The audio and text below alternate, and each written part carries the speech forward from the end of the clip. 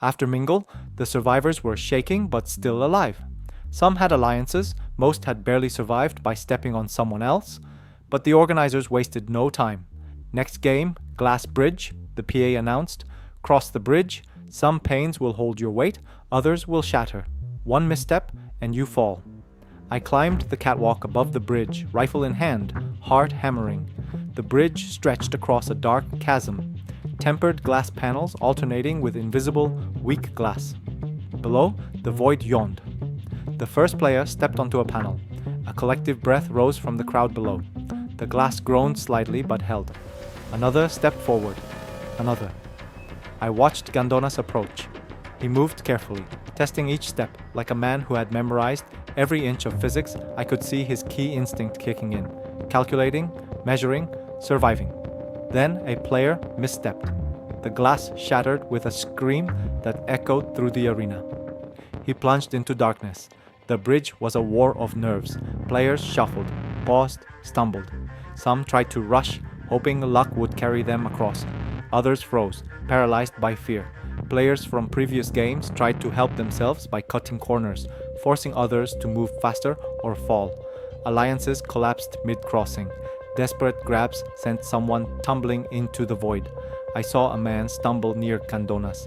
He froze, eyes wide. Gandonas reached out, steadying him with a hand on the shoulder. For a split second, he showed mercy.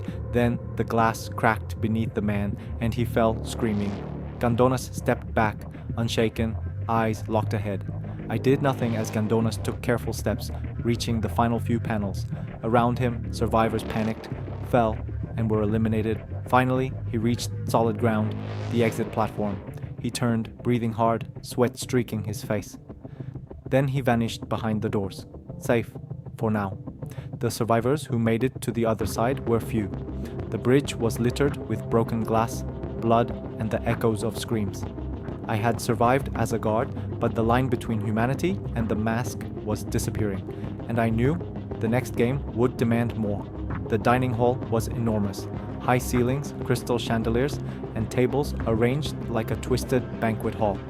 Tonight, the PA said, you will dine, but survival is not guaranteed. I walked along the perimeter, rifle slung loosely, mask heavy on my face. Guards and survivors alike moved silently. Some players looked wary, knives or hidden items clutched under napkins. Some guards laughed quietly, tension failing to hide the unease in their eyes. The room smelled of roasted meat and blood.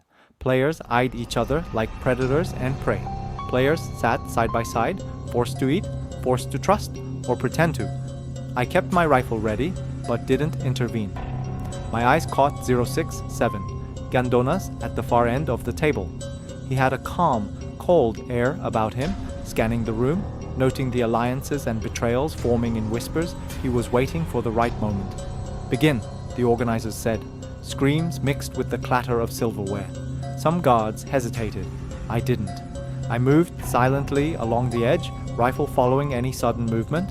Some players died, some ate, some fought, but in the end, not everyone came out unharmed or eliminated. I clenched my jaw. This wasn't a game anymore. It was a test of instincts.